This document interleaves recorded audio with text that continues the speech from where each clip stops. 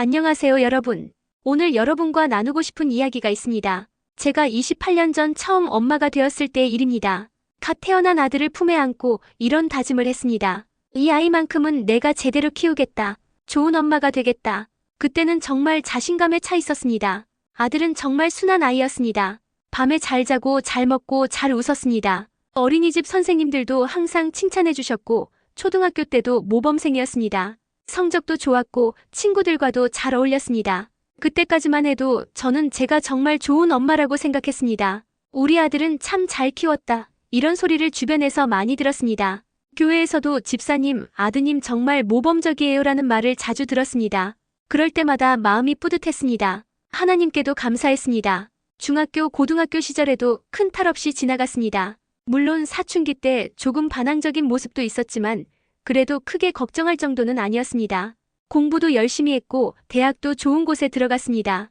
그런데 문제는 대학을 졸업한 후부터였습니다. 취업이 잘 안 되더니 한 번, 두 번 면접에서 떨어지기 시작했습니다. 처음에는 괜찮다, 더 좋은 곳이 있을 거야 라고 위로했습니다. 그런데 시간이 갈수록 아들의 표정이 어두워졌습니다.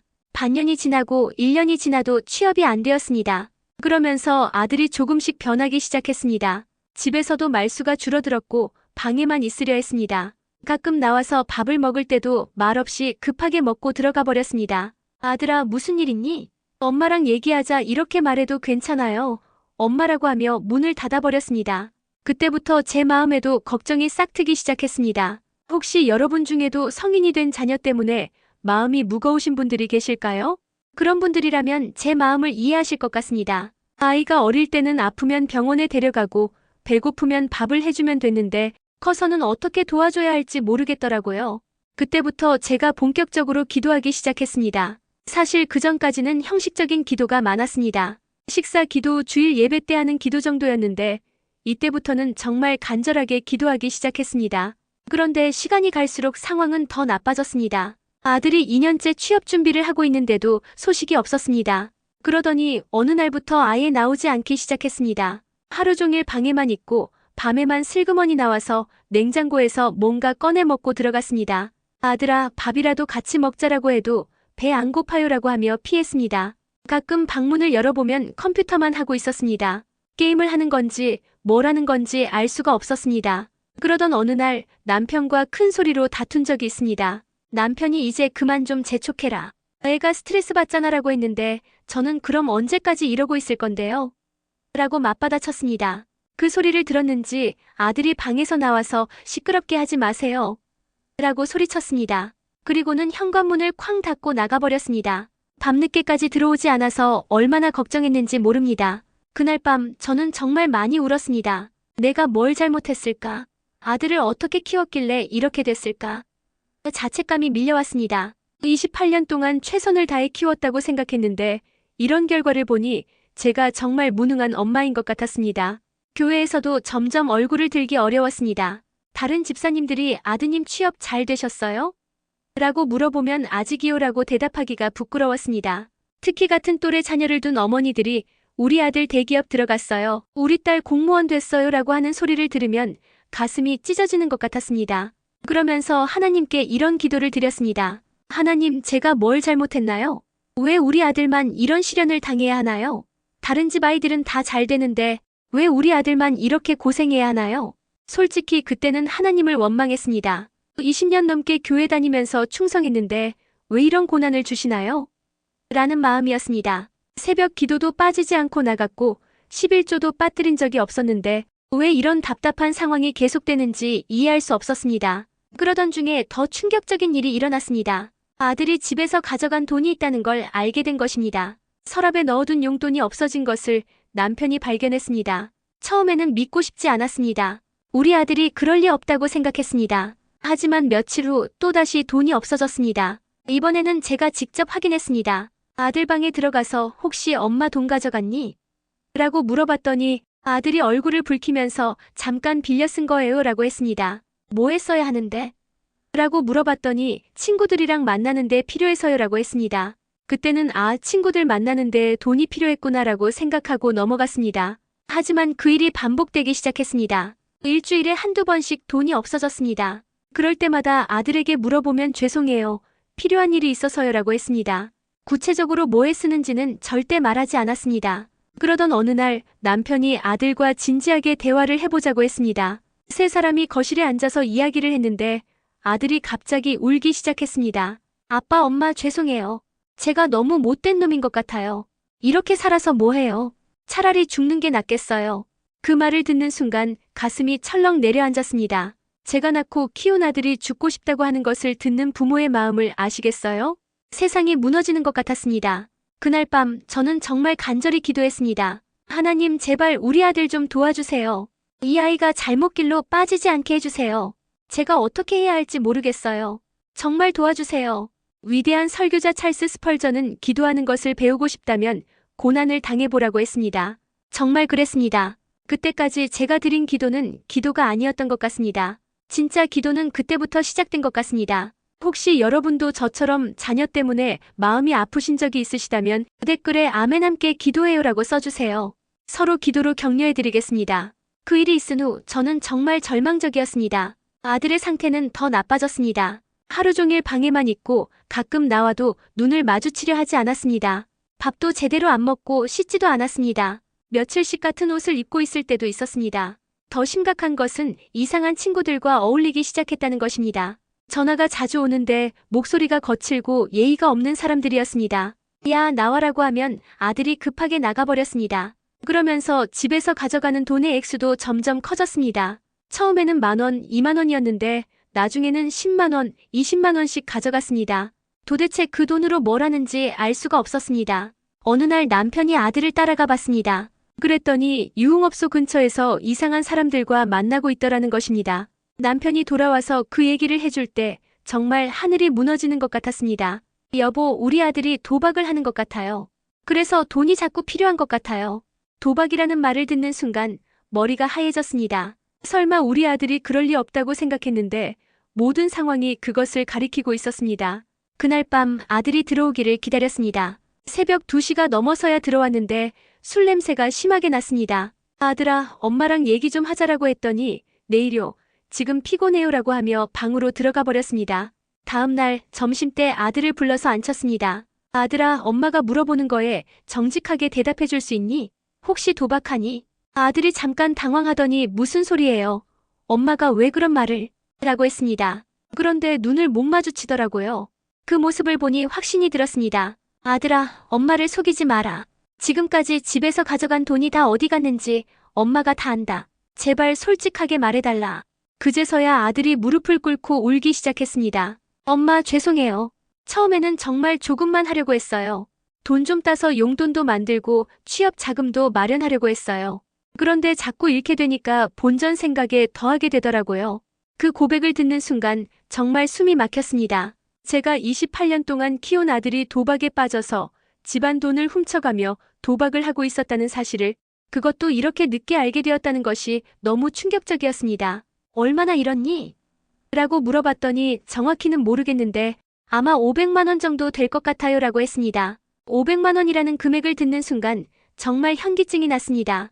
그날 밤부터 저는 정말 미친 듯이 기도했습니다. 무릎이 아파도 목이 아파도 계속 기도했습니다. 하나님, 제발 우리 아들 좀 구해주세요. 이 아이가 잘못된 길에서 돌아오게 해주세요. 제가 뭐든지 할 테니까 이 아이만 구해주세요. 그때 시편 23편 말씀이 생각났습니다. 여호와는 나의 목자시니 내게 부족함이 없으리로다. 그가 나를 푸른 풀밭에 누이시며 쉴만한 물가로 인도하시는도다. 내 영혼을 소생시키시고 자기 이름을 위하여 의의 길로 인도하시는도다. 하지만 그 말씀을 읽으면서도 도무지 믿어지지 않았습니다. 부족함이 없다고? 지금 우리 집에 이렇게 큰 문제가 있는데 의의 길로 인도한다고?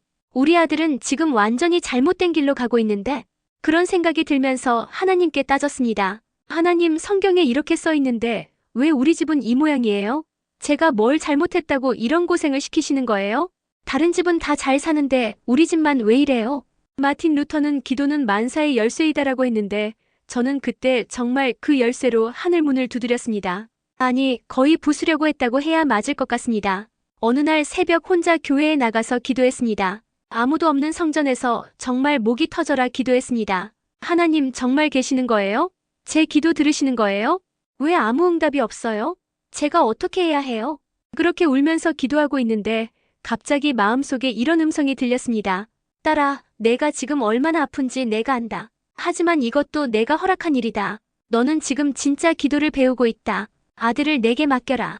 그 음성을 듣는 순간 온몸에 전율이 일었습니다. 정말 하나님이 말씀하시는 것 같았습니다. 하지만 동시에 이런 생각도 들었습니다. 맡기라고? 어떻게 맡겨요? 지금 상황이 이런데?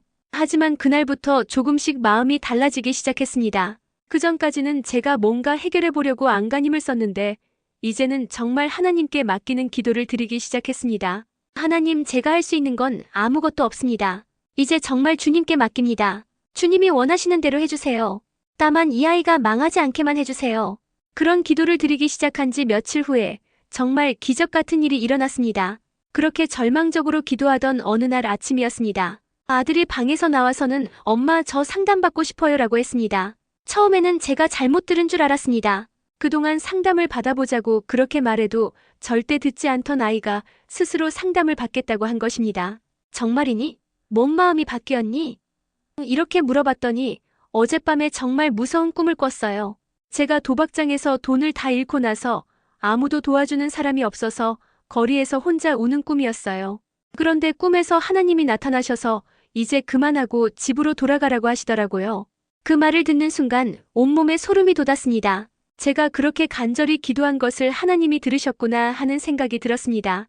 그날 바로 중독 상담센터에 전화를 걸어서 예약을 잡았습니다. 아들과 함께 상담을 받으러 갔는데 상담사 선생님이 말씀하시기를 어머님, 도박 중독에서 벗어나는 것은 정말 어려운 일인데 본인이 스스로 상담을 받겠다고 나온 것 자체가 기적입니다라고 하더라고요.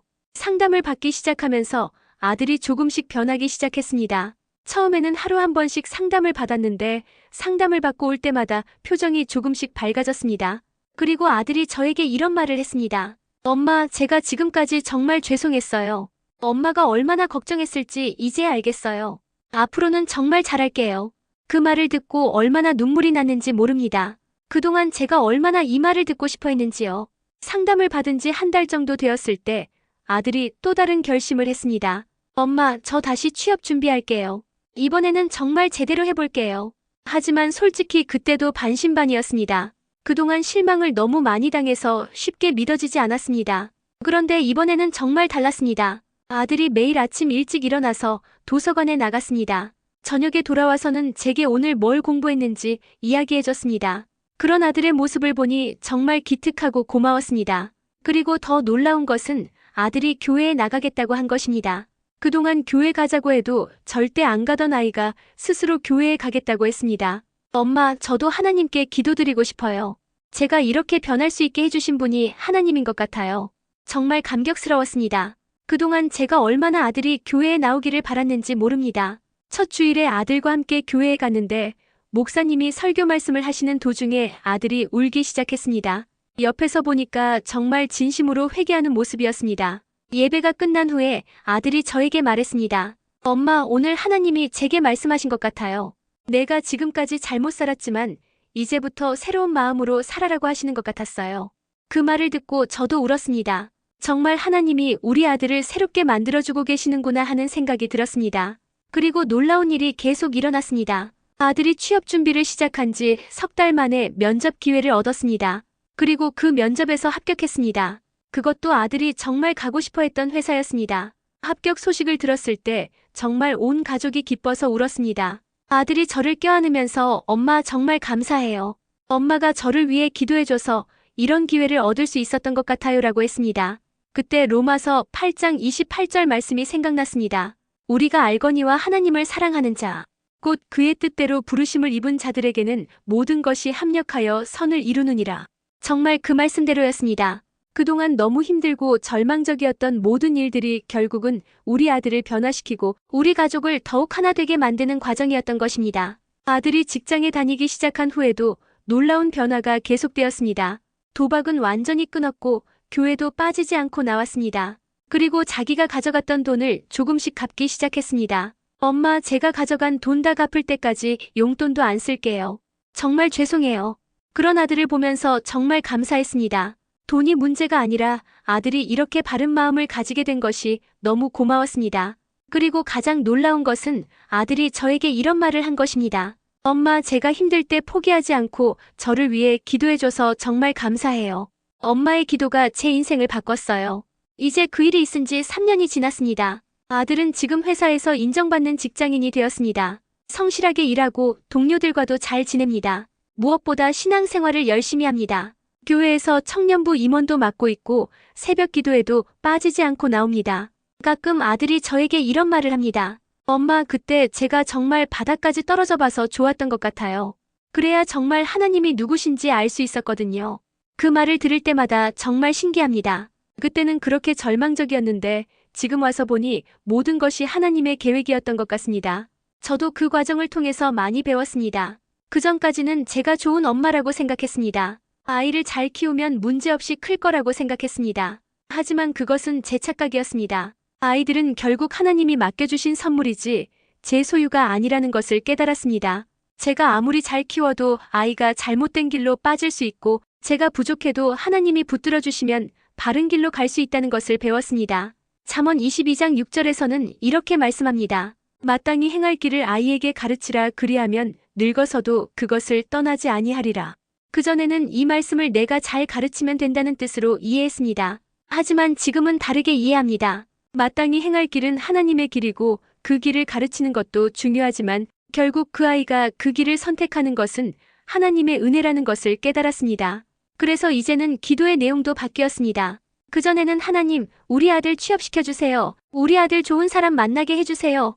이런 기도를 주로 했습니다. 지금은 하나님, 우리 아들이 주님의 뜻 안에서 살아가게 해주세요. 우리 아들을 통해 하나님의 영광이 나타나게 해주세요. 이런 기도를 드립니다. 기도의 관점이 완전히 바뀐 것입니다. 제가 원하는 것을 달라고 요구하는 기도에서 하나님의 뜻이 이루어지기를 구하는 기도로 바뀌었습니다. 그리고 또 하나 깨달은 것은 기도의 힘입니다. 정말로 기도는 사람을 바꾸고 상황을 바꾸는 능력이 있다는 것을 체험했습니다. 찰스 스펄전은 기도는 하늘의 전화이다라고 했는데 정말 그렇습니다. 제가 그렇게 절망적일 때 하나님께 전화를 걸었고 하나님이 응답해 주셨습니다. 코리텐 붐은 어떤 구덩이도 하나님의 사랑보다 깊지 않다고 했는데 그것도 정말 맞습니다. 우리 아들이 그렇게 깊은 절망의 구덩이에 빠져 있었지만 하나님의 사랑이 더 깊어서 그 아이를 건져주셨습니다. 이제는 다른 어머니들에게도 이런 말씀을 드리고 싶습니다. 혹시 지금 자녀 문제로 고민하고 계신 분들이 계시다면 절대 포기하지 마세요. 하나님은 여러분의 기도를 들고 계십니다. 때로는 응답이 늦어질 수 있습니다. 때로는 우리가 원하는 방식이 아닐 수도 있습니다. 하지만 하나님은 반드시 가장 좋은 때에 가장 좋은 방법으로 응답해 주십니다. 어거스틴은 우리 마음이 주 안에서 안식을 얻기까지는 불안하나이다라고 했습니다. 우리 아들도 결국 하나님 안에서 참된 안식을 찾았습니다. 그리고 제가 정말 감사하는 것은 이 모든 과정을 통해서 우리 가족이 더욱 하나가 되었다는 것입니다. 그전에는 각자 바쁘게 살면서 서로 관심이 별로 없었는데 이 일을 겪으면서 서로 얼마나 소중한 존재인지 깨달았습니다. 이제 저희 집에서는 매일 저녁 온 가족이 함께 기도하는 시간을 가집니다. 각자의 하루를 나누고 서로를 위해 기도합니다. 이런 시간이 얼마나 소중한지 모릅니다. 혹시 지금 이 간증을 들으시면서 마음의 위로가 되셨다면 댓글에 아멘 은혜 받았습니다라고 써주세요. 여러분의 댓글 하나하나가 저에게는 큰 격려가 됩니다. 사랑하는 여러분, 이제 마지막으로 제가 깨달은 가장 중요한 진리를 나누고 싶습니다. 그것은 바로 엄마의 기도의 힘입니다. 정말로 엄마의 기도는 특별합니다. 하나님은 어머니의 간절한 기도를 외면하지 않으십니다. 수잔나 웨슬리는 어머니의 기도는 하늘을 움직인다고 했는데 저는 이제 그 말의 의미를 정확히 압니다. 정말로 엄마의 기도는 하늘을 움직이고 자녀의 인생을 바꿀 수 있습니다. 그런데 여기서 중요한 것은 어떻게 기도하느냐입니다. 저는 그 힘든 시간을 통해서 진짜 기도가 무엇인지 배웠습니다. 첫째, 포기하지 않는 기도입니다. 누가복음 18장에 나오는 과부의 비유처럼 계속해서 구하고 찾고 두드리는 기도입니다. 한두 번 기도하고 응답이 없다고 해서 포기하면 안 됩니다. 저는 거의 2년 동안 매일 아들을 위해 기도했습니다. 새벽마다 밤마다 틈틈이 기도했습니다.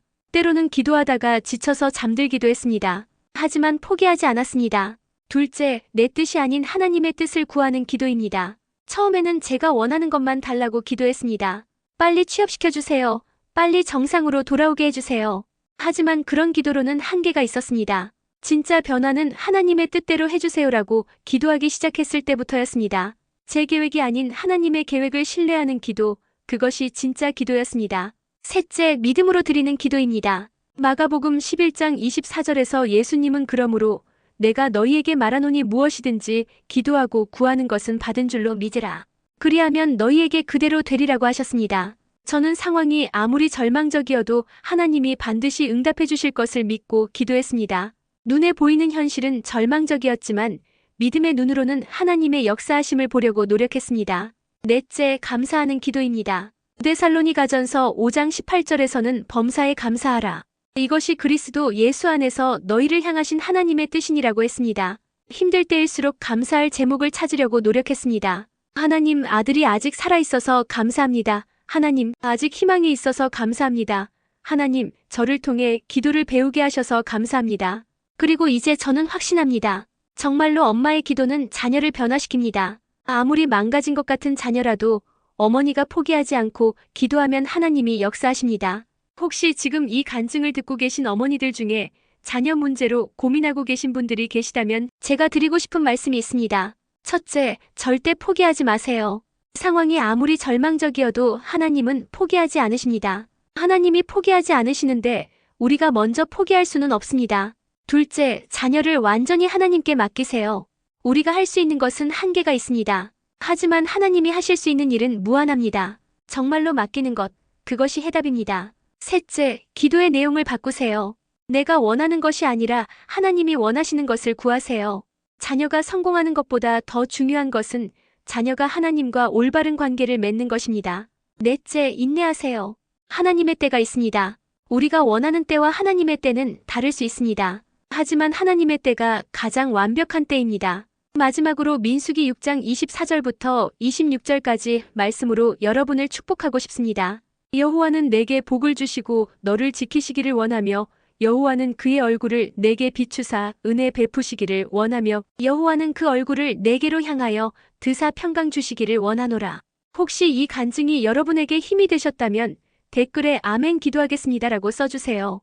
그리고 좋아요와 구독 버튼을 눌러서 더 많은 분들에게 하나님의 사랑을 전해주시기 바랍니다. 사랑하는 모든 어머니들, 절대 포기하지 마세요. 계속 기도하세요. 그래서 엄마는 기도해야 하는 것입니다.